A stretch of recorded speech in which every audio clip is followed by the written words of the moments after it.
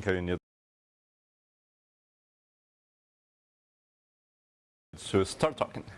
And as usual, I was finishing my slides just 5 minutes before the talking starts, which means that I never finished my talk, which is quite okay because I never actually finished anything that I started. Like I'm still 10 years on the university. No, 12, sorry. And when I started doing programming, I was 5 years old because my dad is crazy. And I grew up, I started doing other stuff, and one day I was seated in my computer trying to program, and I saw this. And this was an invitation for Qt developers to start trying to port an application that was initiated by Linus Torvalds using C and GTK. And man, I was thrilled because, well, as a kid, I always wanted to actually start programming with my heroes of programming. Like, I am a nerd for my whole life. And I had my first computer when I was 2 or 3 years old. It was an Atari. I don't even know if they make them anymore. And Dirk Hondo was a second in command of the Linux kernel, and he started this programming with Linus Torvalds. It's a dive-in application. I never dived in my life. But I really wanted to do one thing. And, well, I like to experiment with new things. So I did origami. And after origami, I felt that I was an okay origami artist. So I did pole dancing. I did 1 or 2 years of pole dancing lessons. I tried to do a semi-professional pole dancing presentation in Brazil. But then I started doing theater. After I ended on the theater, I was a KDE developer. And Fizzle. Fizzle is the biggest free software convention in Brazil. We have 10,000 people going there annually, usually. And, well, I don't feel shame about that. And then I started tap dancing for some reason. But I really wanted to program something with Linux, mostly because Linus thinks that C++ is a horrible, horrible language, and it's made more horrible by the fact that a lot of substandard programmers use it. Hello. To the point where it's much easier to generate total and utter crap with it. Quite frankly, even if the choice of C were to do nothing but keep the C++ programmers out, that itself would be a huge reason to use C. Yeah. I made Linus Torvalds use C++. And I'm not afraid of that. I actually put that on my resume. And it is awesome because I was yelled 2 times till today. Which is nice, because usually Linus don't just yell, he throws people on the windows.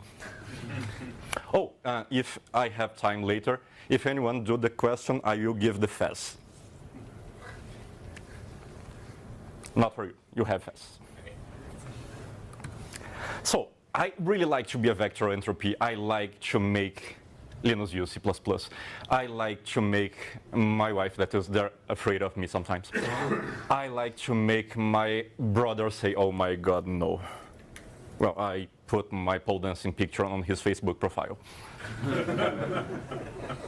And then I downloaded the Git source from Subsurface. Oh man, it was a UI application done by kernel developers. It was a really big spaghetti code. Nothing was happening as I wanted as a UI developer. I know that I need to separate code. I need to do some stuff as MVC. And Linus told me that, well, that's just utter crap. You have no gain from doing that. Yeah. So those were the original problems that I saw on the original code base from Subsurface. There is no separation between the UI and the core whatsoever.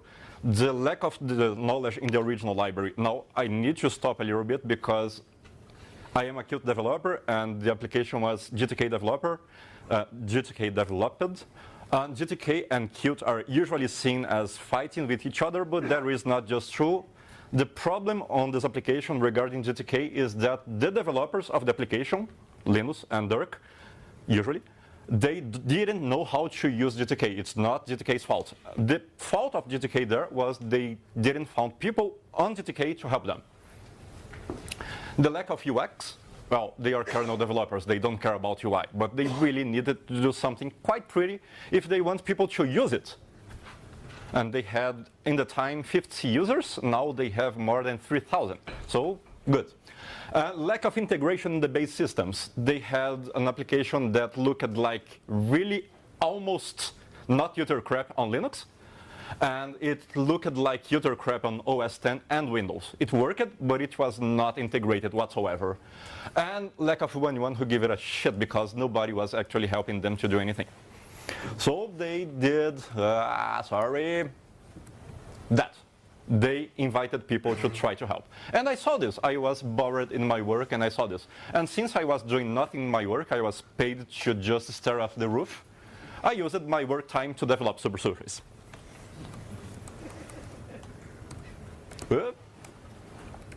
And this was the original Subsurface code. Well, not really, but mostly like that. I mean, they had around 10 files for everything. It was scary. It is still scary. Because on the parts from C to C++, I had to still keep a lot of the C parts and the C++ parts. And, well, it's now like this. After 2 months of work, I've managed to separate the core and the interface. I'm going to show a little bit of the code. I'm going to show the interfaces. But I have no experience doing presentations. I usually am a LaTeX guy. So it's usually worse than that. Core, it's a mess. And the interfaces is still a mess. Because I am the only one that knows how to do the interface. And the core being a mess, I cannot actually make a really good code for the interface because I have to deal with the mess that is the core. And, well, mess. No, nope. Here. Nope, not that. This. So you know that there is for on C++ and that we can iterate over collections. But because the core is written in C, our collection is actually a linked list written in C, and we have a for each something for all of our types. And I have to use that. Is it a macro or? It's a macro. Okay. Back. Here. No, not here. Here. So the core is not my responsibility. The core is responsibility from Linus and Dirk, and I actually don't want to touch the code because, well, there is a function that is around 1,500 lines that I could replace by 3 lines in C++. That's the reason that I don't want to touch the core. So I done my work on the interface. And on the interface, I did a massive entanglement. But I couldn't really do what I wanted because both UIs needed to coexist for a while. The GTK should continue working, and I had to create the Qt based on the same core. So I couldn't really break anything. And as little changes as possible in the core, because the core people are C, and they still want to use C. So I fixed the spaghetti codes, and now I had this. I had a few classes that mangled the top window, the main window, the models for the data structure. On the C, everything was done inside of the interfaces. Now we have a somewhat clear MVC model for that. And there was one file that had 15,000 lines that created all of the graphs. Oh, let me try to show you this application because I'm not sure if you guys know what I'm talking about.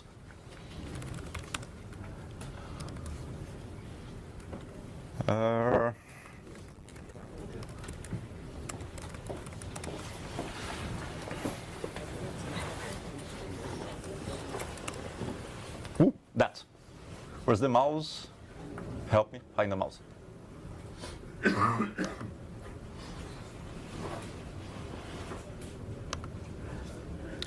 So this is Subsurface. And this is basically one of my hobbies nowadays, after theater and tap dancing and origami. This graph here, it has more than 17 different types of graph running here. And this little part here, it's 200 lines of code. Usually the size of this graph in the C code was around 15,000 lines, but it only had 6 graphs. Now it has 17 graphs and the size is the same, because we actually managed to organize the code in a way that worked. And this is actually really cool. If you guys like to dive, I have no idea what a dive is. I've done a diving lessons after 3 months working on the system to actually understand what the hell I was doing. This is a dive to 100 meters and going up slowly for more than 40 minutes. Yes? Take the microphone. Microphone, take it. Hello. Hello. How are you? Fine, thank you. Good. So, and now this is one file, and right now this is a lot of different files, and each curve is a different class. And because of that, we could actually manage to make it a lot more dynamic. I only have noise We for can now. now measure the graphs. We can put some, come on, Nathan. The mouse out. And a bit mouse. So we can put more graphs in the same stuff. I have no idea how this. And there is a little bit of animation. It's not really good because I don't know how to animate. But there is, as you can see, some stuff Test. go up, go down. There is dynamic stuff here that you couldn't do on the GTK parts. Not because GTK doesn't serve for that, but because the guys that did the GTK code didn't know how to do that. So this is the application that I'm showcasing. Now, go back to the top of that.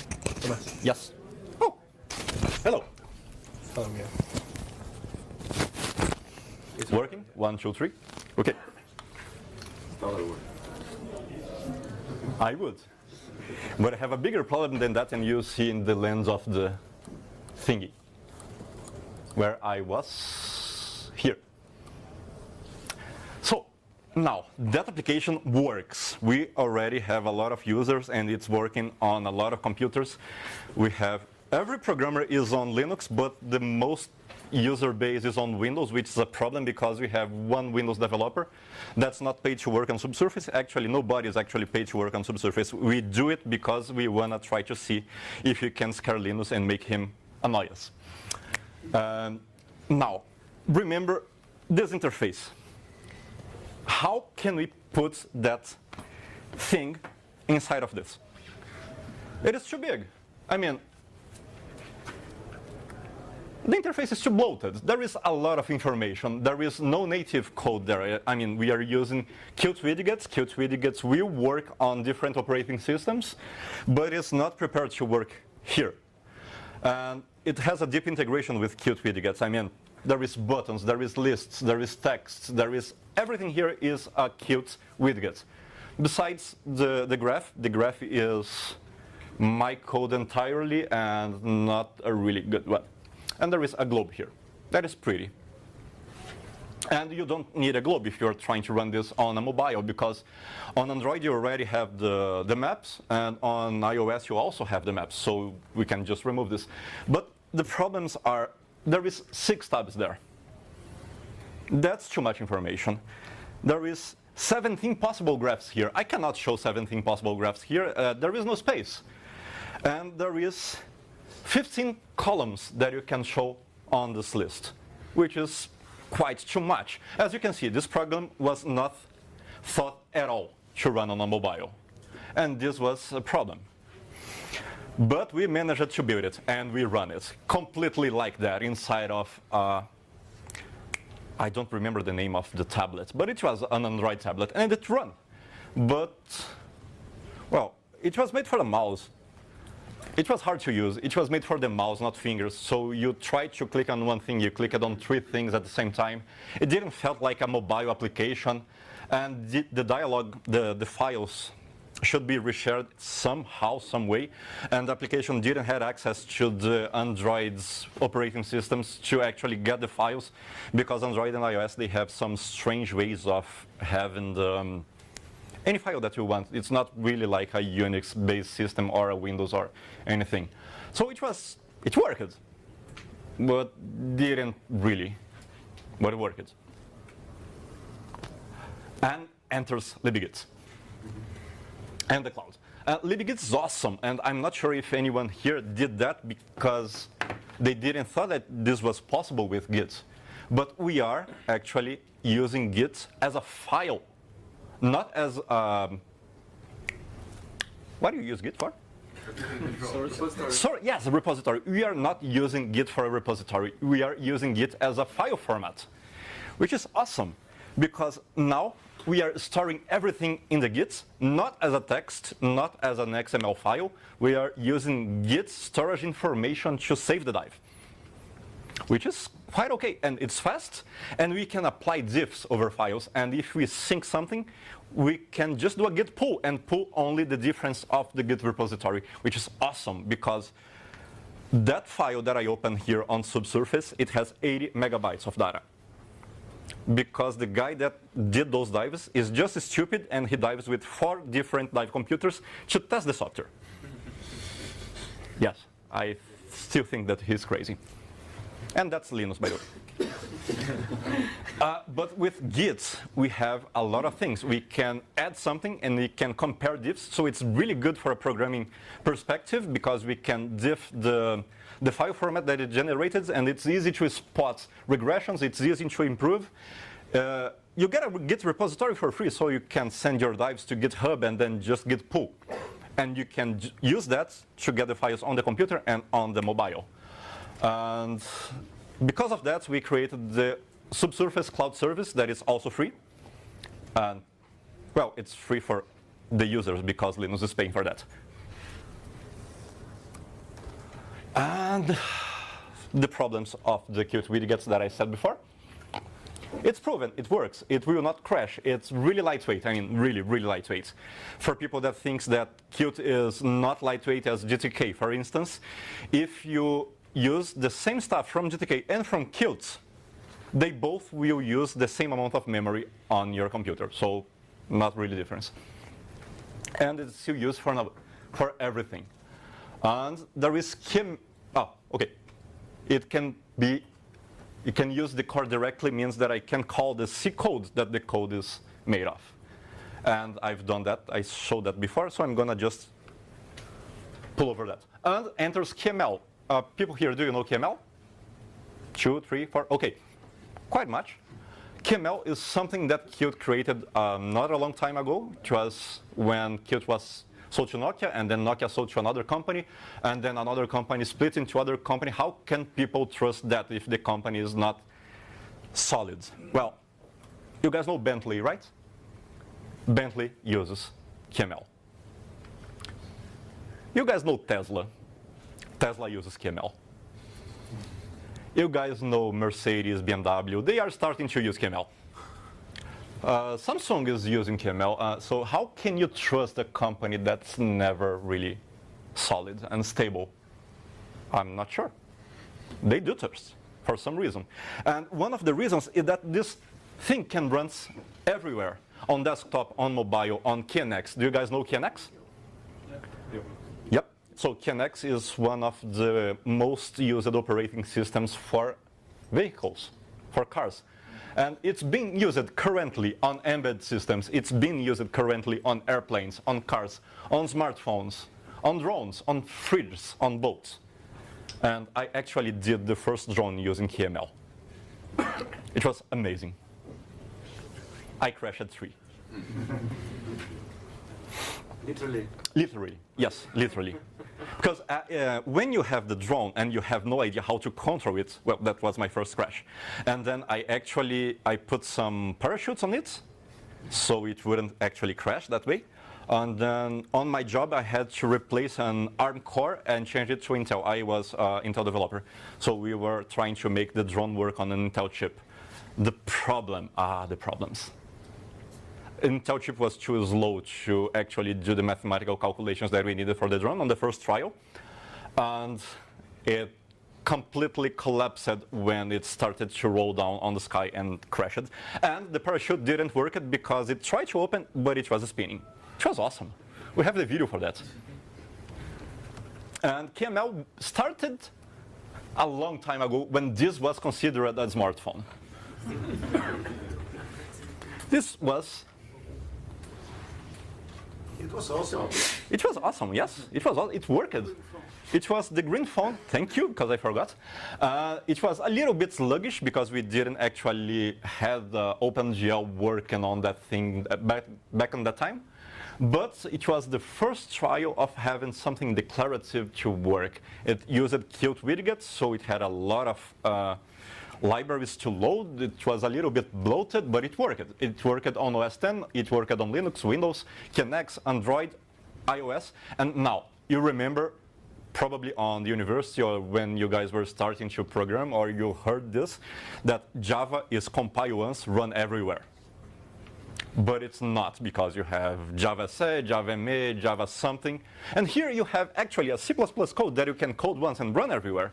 You have to modify a little thing here and there sometimes, but it usually works. And it's KML, a language that runs on top of V8. V8 is the library from Chrome to run JavaScript. But it was a little bit modified to load small files instead of big JavaScripts. And it also uses a Git, and it can interact directly with QObject. So if you have in your program a QObject, you can just pass it to the V8, to the KML engine, and it can interact with it. You can call the properties, you can call the functions, but it doesn't interact with C code now. My whole core is in C. How the hell I'm gonna interact with it? I cannot. So I need to do, there is no drawing primitives on KML, which is also a bummer, because if there is no drawing primitives, I cannot do the profile. The profile is the little fancy graph. And on KML, I can do rectangles, and I can do texts, and I can do a combination of rectangles and rects. For real. I don't have anything on KML that is more than a combination of rectangles and texts and maybe a pixmap. Can you not load also QWidget somehow? No, you can't. Them? You can't load any kind of Qt widget inside of KML. Unless you go to C++ and you create a new KML object that loads the pixmap for that widget. Oh, Okay, so there is nothing ready for that. But it can interact directly with QPainter. So you could use QPainter for that, but it's not really performance because it is done in OpenGL. And if you use QPainter, you are interacting actually with pixmaps. And the act of sending a pixmap to OpenGL every frame is time consuming. And you can also use JS canvas because KML is built on top of JS, and JS has a canvas. You could use that, not performance. Don't do that. Nobody does that. Don't even try to do. Well, actually, we on KD, we are doing that. We have 3 libraries for that because we had to experiment. And for a desktop, that's mostly OK, but not for a mobile. Mobile doesn't have the power as a desktop has. So we could not use that because our graph is just too huge. This is painful. So StructDive uses a double linked list with 2 pointers that have a few other members as a C pointer that has a few macros to work on it. And we need to transform that on a C++ object to throw this to the KML. And create a model because MVC and KML are made to be used together. So let's duplicate the code. And by duplicating the code, we actually managed to make this work. And now KML has code to deal with dives and related things because, well, we need to work with dives. But it was painful. But it worked. This is an actual picture of the program working on Android. And it's even blinking because it was really a lot of work to make this work. It was 2 summer of code projects, because the first one, the guy just gave up and never answered our calls. It was not really good. But we still had the problem with the profile. Oh, this is using Kirigami. Do you guys know Kirigami? Yep. So Kirigami is a library that the KDE developers are building on top of KML to make the application not use the device-specific information for widgets. We want to use something 5 minutes. Okay, I need to run. We need to, damn it, I hate to run. We need to show the application as a unity on everywhere. Every device should have the same face. So we started to using Kirigami, sorry. But the profile was also a problem. And we couldn't use the JS canvas. We couldn't use the OpenGL by hand, because OpenGL by hand is just too painful, and I don't have the time to learn that. If any one of you knows how to use OpenGL by hand, please help us. We had KDE charts, Qt charts, and we could try to export our current charts somehow. I've tried Qt charts, and none of them worked for what you want, because you already talked about this. No current charting library had what you wanted, because we wanted to put a lot of axes overlapping on top of each other. We wanted to make them not really show, because we already have the information on the curve. We wanted to invert some axes to show the graphs upside down, and it was hard to do that in a pretty way using the current things that we could. So we ported everything that we could to KML. And the profile, the Qt widget that you told them. How can you put a Qt widget? We had to write a C++ class. And it's a little bit of magic, because we had to do this bit of code just to make it show correctly on the screen. And I don't think that you can read this. It's not made for reading. It's just because I want to show you how we did it. And there is a lot of magic functions there. There is a lot of magic numbers that we have no idea why they are there, but they seem to work. Yes, and it worked. It appeared. And we are happy. And this application is actually running here in my iOS that I can try to show you.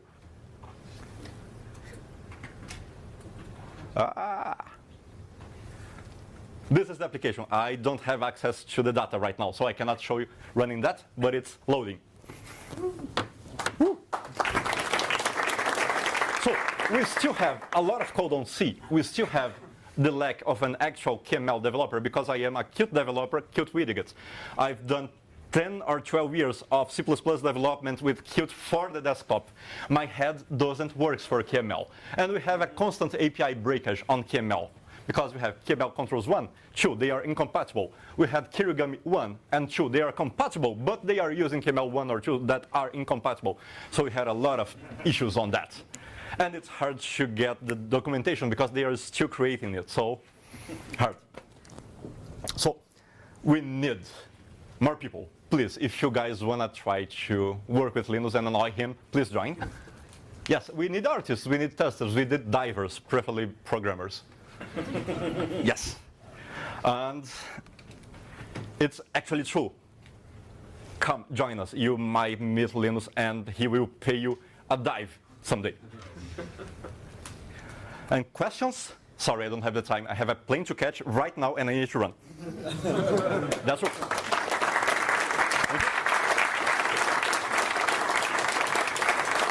And I finished it in time, which is more awesome. So I think I have 1 minute. Anyone has a question? Yes? Have you looked into rendering the graph using a shader, or having multiple shader effects on top of each other? We look into that, but for that we need to know OpenGL. I have no idea OpenGL, and you won the fest. Yay! Thank you. You're welcome. So people, thank you very much.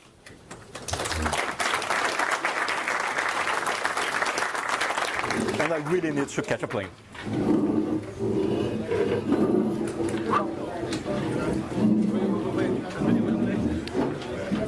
Hey, I'm Pingu.